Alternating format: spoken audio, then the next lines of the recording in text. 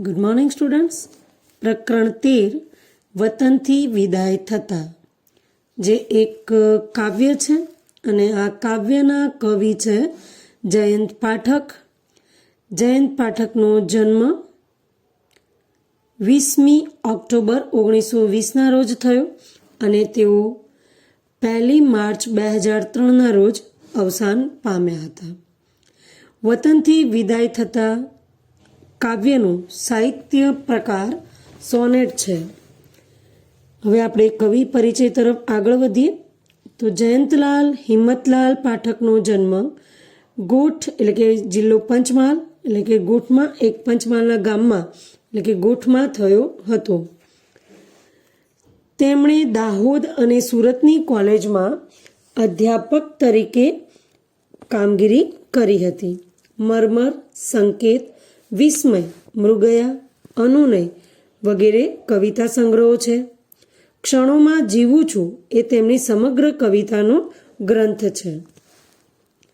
વનાંચલ એ તેમની નોંધપાત્ર સ્મરણ કથા છે.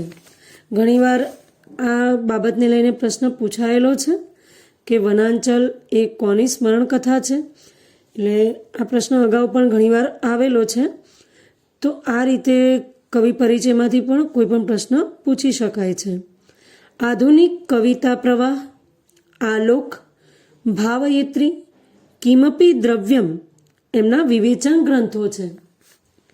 તેમણે રંજીતરામ સુવર્ણચંદ્રક, ગુજરાત સાહિત્ય અકાદમી ગાંધીનગર અને સાહિત્ય અકાદમી દિલ્હીનો એવોર્ડ પણ પ્રાપ્ત થયેલા છે. તો અહીં જે કવિ પરિચયમાં જે માહિતી આપી છે કે એમના વિવેચન ગ્રંથો કયા છે, કાવ્ય ગ્રંથો કયા છે, એ તમારે યાદ રાખવાના છે. ત્યારબાદ એમને પ્રાપ્ત થયેલ જે એવોર્ડ છે તેની માહિતી પણ યાદ રાખવી જરૂરી છે.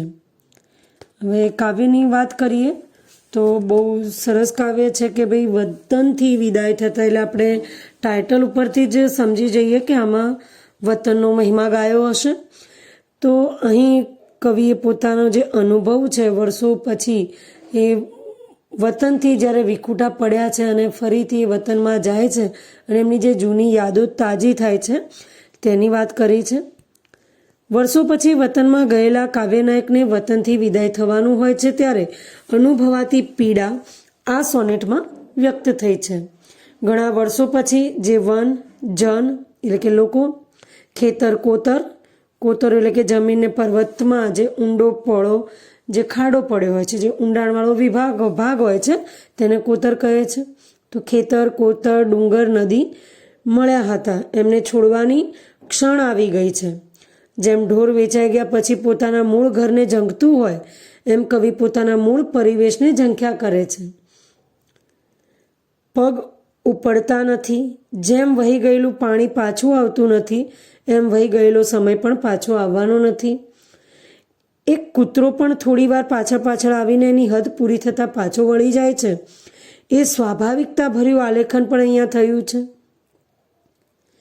કે કૂતરો છે એક પશુ છે પણ એને પણ ખબર છે ક્યાંક પાછળ આવે છે, પણ એની હદ જ્યારે પૂરી થાય છે ત્યારે એ પણ પાછો વળે છે. એટલે સ્વાભાવિકતાપણું જે છે અહીં લેખકે આલેખ્યું છે, કવિએ.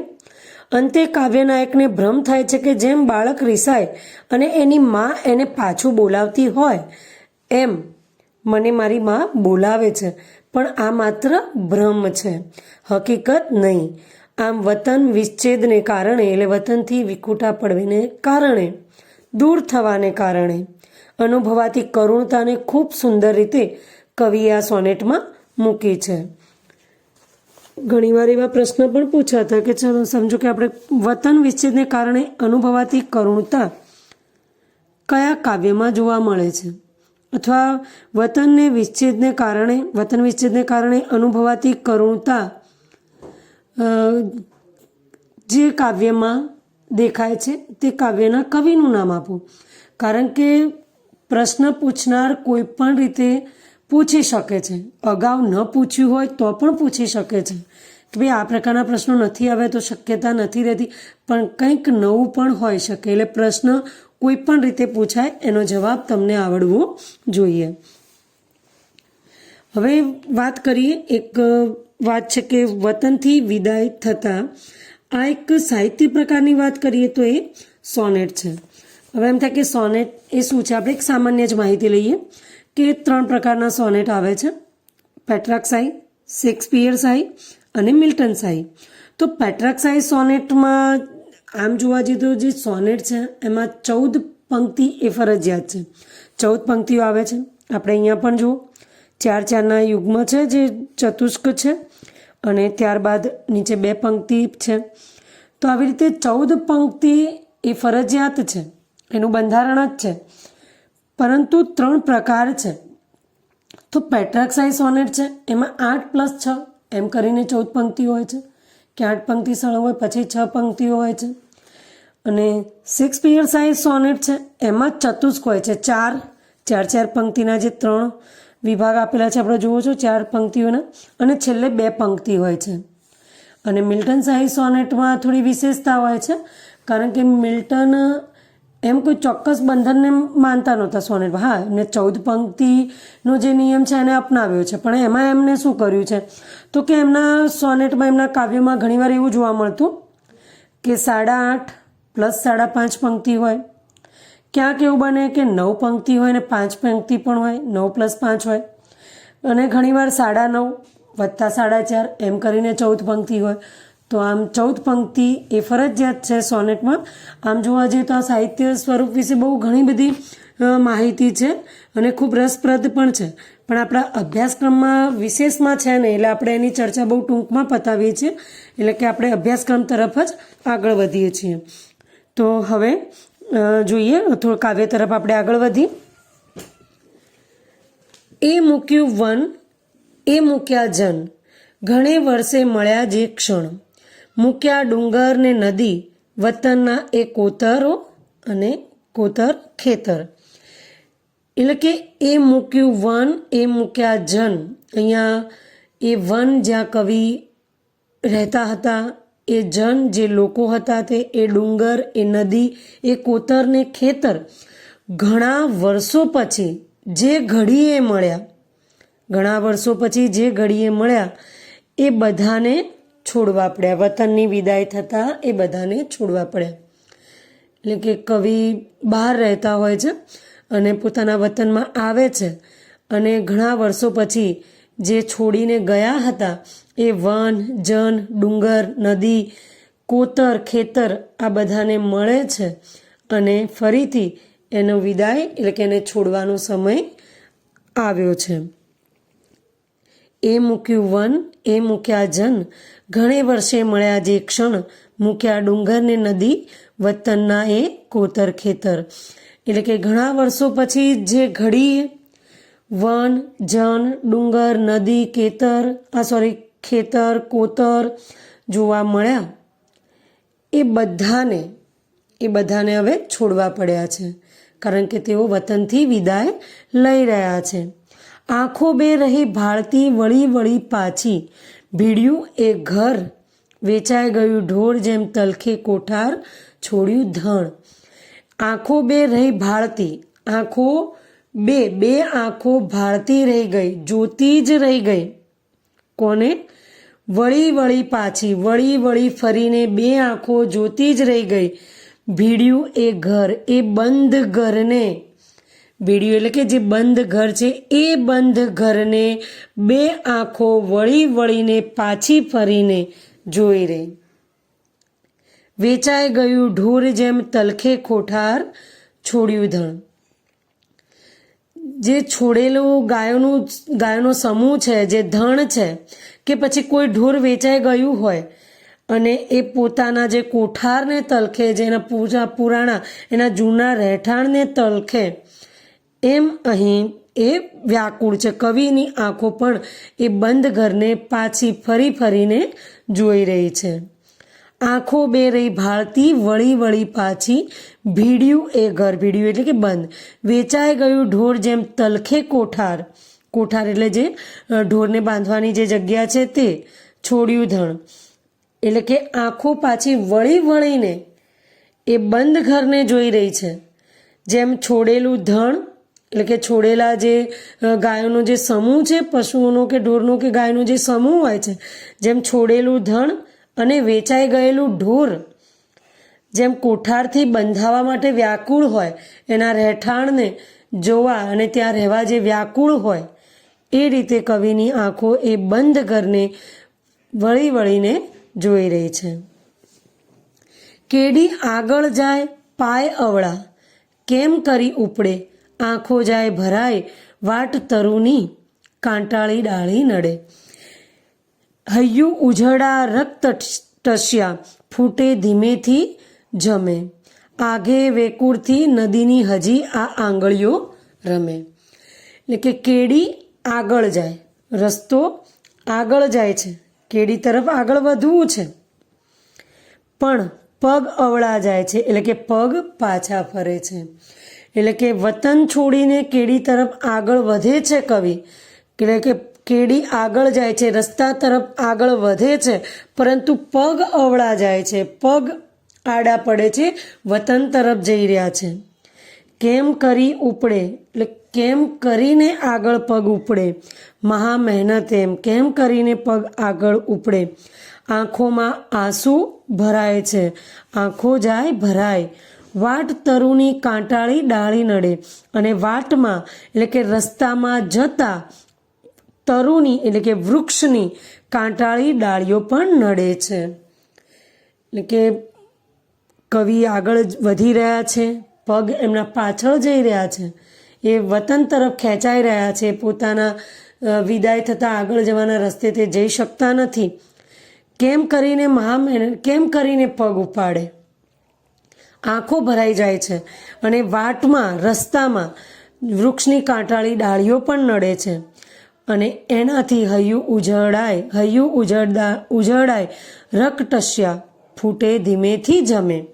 અને વિદાયથી જે હૈયું જે વિદાયથી જે વેદના પામ્યું છે, એટલે કે હૈયું ઉજળાય છે, એટલે હૈયું વિદાયની વેદનાથી ઘેરાઈ ગયું છે, એ વિદાયની વેદના એમને સહન થતી નથી. રક્તટસ્યા ફૂટે ધીમેથી જમે, અને જાણે કે રક્તટસ્યા કે લોહીની ધાર જે વહે છે એ ફૂટે છે, કે લોહીની ધાર જે ફૂટે છે, એટલે રક્તટસ્યા ટસરો, લોહીની ટસરો ફૂટે છે, ધીમેથી જમે. અને ધીમે ધીમે એટલે કે લોહી જે થોડી થોડી વાર રહીને ઝરતું હોય એમ એ ફૂટે છે, એટલે કે લોહી ઝરે છે. એટલે કે આગળ તરુની કાંટાળી ડાળી નડે છે, રસ્તામાં આગળ વધે છે, પણ કાંટાળી ડાળી એટલે કે એ વેદના એમને થાય છે. કાંટાળી ડાળીની સરખામણી વેદનાથી કરી છે, કે એ વેદનાથી એમનું હૈયું ઉજળાય છે, એમનું હૈયું ઉજળાય છે, એમનું હૈયું ઘેરાઈ ગયું છે. અને ટસ્યા એટલે રક્તની ટસરો ફૂટે છે, લોહીની ટસરો ફૂટે છે, અને ધીમેથી જમે, અને લોહી ધીમે ધીમે એમાંથી ઝરે છે. આઘે વેકુળથી નદીની હજી આ આંગળીઓ રમે. આઘે એટલે કે દૂર, દૂર, વેકુળથી નદીની એટલે કે નદીની વેકુર એટલે કે જે રેતી છે, અહીંયા નદીના જે કાંકરાવાળી જે જાડી રેતી હોય છે તેને વેકુર કહે છે. તો વેકુરથી નદીની વેકુરથી હજી આ આંગળીઓ રમે, આજે પણ આ આંગળીઓ તેમાં રમે છે. અને કવિને અહીં તેમના એ દિવસો યાદ આવે છે, એટલે કે દૂર નદીની વેકુરમાં પણ આજે પણ આંગળીઓ એમની રમે છે. ચાલો જીવ જવાનું આગળ, નહીં આ કાળના વહેણમાં. ચાલો જીવ જવાનું આગળ, એટલે કવિ પોતાના મનને કહે છે કે ચાલો જીવ હવે આગળ જવાનું છે, નહીં આ કાળના વહેણમાં પાછા ઉપરવાસ શક્ય વહેવું. પાણી લૂછો નૈણના, એટલે કે છે કવિ પોતાના મનને સમજાવે છે કે ચાલો જીવ હવે આગળ જવાનું છે, કાળના વહેણમાં વહી ગયેલો જે સમય છે એ પાછો નથી આવવાનો. એટલે કે નહીં આ કાળના વહેણમાં, કાળનો એટલે કે સમય જે વહી ગયો છે, આ કાળના વહેણમાં જે વહી ગયેલો સમય છે એ પાછો ક્યારેય નથી આવવાનું. ફરી પાછા ઉપરવાસ જવાનું છે, એટલે કે ગામની બહારનો જે પોતાનો વસવાટ છે, પોતાના વતનથી બહાર એમનો જે વસવાટ છે ત્યાં એમને પાછા જવાનું છે. એટલે કે ફરી પાછા ઉપરવાસ જવાનું છે, પાછા ઉપરવાસ શક્ય વહેવું. અહીં ઉપરવાસ શબ્દ આપ્યો છે. આમ ઉપરવાસ એ શું છે? ઉપરવાસ એટલે કે જે પવન હોય કે પાણીના વહાવની જે વિરુદ્ધ દિશા એટલે કે વિરુદ્ધ દિશામાં જતું, એટલે જે પાણી વહે છે, સમજો પાણી ઉપરથી નીચે આવે છે, એની ગતિ આમ છે, પણ ઉપરના ભાગનો જે સ્થળ છે એને ઉપરવાસ કહે છે, અને પાણી એની વિરુદ્ધ દિશામાં આગળ વધે છે. તો અહીં જે સમયરૂપી, જે કાળરૂપી જે વેણ છે એમાં કે વહે છૂટકો છે, એમાંથી આપણે આ વેણ વહી ગયેલો છે એ પાછો નથી આવવાનો, અને ઉપરવાસમાં પાછા જવાનું છે. પાછા ઉપરવાસ શક્ય વહેવું. આપણે ઉપરવાસમાં એટલે કે ગામની બહાર, એટલે કે આ વતન છોડીને આપણો જ્યાં વસવાટ છે આપણે ત્યાં જવું જ પડશે. પાણી લૂછો નેણના, અને આંખના પાણીને એટલે કે આંસુને લૂછી નાખો. ભારો લઈ ભૂતનો શિરે વણ પૂછે શા વેઠિયા ચાલવું, સાથે શ્વાન પૂરી થતા હદ હવે એને પાછા જવું. ભારો લઈ ભૂતનો એટલે કે ભૂતકાળની વાત છે, એટલે કે વીતી ગયેલા સમયની વાત છે. ભારો લઈ ભૂતનો શિરે લઈ માથા પર વીતેલા સમયનો ભારો લઈને, ભારો લઈ ભૂતનો શિરે વણ પૂછે શા વેઠિયા ચાલવું. વણ પૂછે એટલે કે પૂછ્યા વગર, શા વેઠિયા ચાલવું એટલે કે ગુલામની જેમ આગળ ચાલવું. માથે વીતેલા સમયનો ભારો લઈને, ભૂતકાળનો વીતેલા સમયનો ભારો માથે લઈને ગુલામની જેમ, શા એટલે જેમ, ગુલામની જેમ વગર પૂછે ચાલ્યા જવાનું છે, વગર પૂછે આગળ ચાલવાનું છે. એક સ્વાભાવિકપણું પણ અહીંયા બતાવ્યું છે કે સાથે શ્વાન પૂરી થતા હદ હવે એને પાછા જવું. કૂતરો પણ પાછળ આવે છે, પણ એ સીમા, એ હદ આવે છે ત્યારે એ પણ પાછો જાય છે. તો એક કૂતરો એટલે કે જે પશુ છે એ પણ એ પોતાની હદ આવે છે અને પાછો જાય છે. એમ આપણે પણ આ યાદો છે, આ સ્મરણો છે, એને પાછા મૂકીને આગળ વધવાનું છે. આઘે ખેતર જોવું બે કર કરી ઊંચા મને વાળતી, એ મારી ભ્રમણા રીસા શિશુને બોલાવતી બા હતી. આઘે ખેતર જાઉં, આઘે એટલે કે દૂર, આઘે ખેતર જાઉં બે કર એટલે કે બે હાથ, કરી ઊંચા મને વારતી એટલે કે મને વારતી એટલે કે મને બોલાવતી, એ મારી ભ્રમણા હતી. રીસાળ શિશુને બોલાવતી બા હતી. અહીં લેખકને એક ભ્રમણા થાય છે કે જાણે કોઈ રીસાયેલા બાળકને, શિશુને પોતાની બા બોલાવતી હોય, વારતી હોય, પોતાની બા વારતી હોય એમ જાણે એમને કોઈ બે હાથ ઊંચા કરીને બોલાવી રહ્યું છે. આઘે ખેતર જાઓ, દૂર ખેતરે જાઉં છું ત્યારે બે હાથ ઊંચા કરીને મને વારતી હોય, જેમ કે એક રીસાયેલા બાળકને બોલાવતી હોય એવી મારી બા મને દેખાય છે, પરંતુ એ મારી ભ્રમણા હતી અને એ હકીકત નહોતી, એ માત્ર ને માત્ર મારી ભ્રમણા હતી. તો અહીં કવિએ છેલ્લી બે પંક્તિઓમાં પણ પોતાને જે હૃદયને, જે વતનનો જે વિદાય થતાં જે વેદના અનુભવે છે તેને ખૂબ જ આબેહૂબ રીતે અહીં વર્ણવી છે. એક હૃદયસ્પર્શી વર્ણન કર્યું છે કે પોતાના વતનથી વિદાયને કારણે જે અનુભવાતી જે વ્યથા છે એ અહીં કવિએ કહી છે, અને એમને જે વતનથી છૂટા પાડવાની જે વેદના છે એને વાચા આપી છે. અને કે ભાઈ વતનથી આપણે છૂટા પડીએ છીએ, કામ અર્થે, ધંધા અર્થે આપણે વતન છોડીને શહેરમાં સ્થાયી પણ થવું પડે છે, પણ એ વતનની યાદો છે ભૂલાતી નથી. એમ કવિ પણ એમની યાદોને ભૂલ્યા નથી. વર્ષો પછી વતનમાં ગયેલા કવિને પણ વિદાય લેવાની જ્યારે ઘડી આવે છે ત્યારે વતનની તમામ પ્રકૃતિ અને માનવીને છોડતા પણ તેને દુઃખ થાય છે. જેમ કે વેચી લીધેલું ઢોર પણ પોતાના મૂળ ઘરને ઝંખતું હોય છે, તો પણ માણસ પોતાના વતનને ઝંખે છે. અને વહી ગયેલો સમય જેમ પાછો નથી આવતો, તેવી જ રીતે વીતેલા સમયનું એ પણ આપણે એને યાદો, એના સ્મરણો જ કરવાના રહે છે. અને એક સરસ સ્વાભાવિકપણું અહીં બતાવ્યું છે કે ગામનો કૂતરો પણ વતનની હદ છોડતો નથી. આ એક સ્વાભાવિક ક્રમ છે જેનું કવિએ અહીં આલેખન પણ કર્યું છે. અને અંતે જે રિસાયેલા બાળકને માં બોલાવતી હોય એમ તેમને પોતાની માં બોલાવે છે એવો એક ભ્રમ થાય છે, જે હકીકત નથી. અને આ ભ્રમણામાં કવિ પોતાની વતનથી જે વિદાય થવાના જે કારણો છે એને ખૂબ જ તલસ્પર્શી રીતે, હૃદયસ્પર્શી રીતે આપણા સમક્ષ રજૂ કરે છે. તો અહીં આપણે આ કાવ્ય પૂર્ણ કરીએ છીએ. કાવ્યના અંતે આપવામાં આવેલા શબ્દો એટલે કે શબ્દાર્થ, સમાનાર્થી શબ્દો, તળપદા શબ્દો છે, શબ્દ સમૂહ છે, તેમજ સ્વાધ્યાયમાં આપેલા પ્રશ્નોના જવાબ છે એ જોડણીની ભૂલ વિના લખવાના છે અને તૈયાર કરવાના છે. તો હવે આપણે મળીશું નેક્સ્ટ લેક્ચરમાં નવા ચેપ્ટર સાથે. ત્યાં સુધી રજા લઈએ.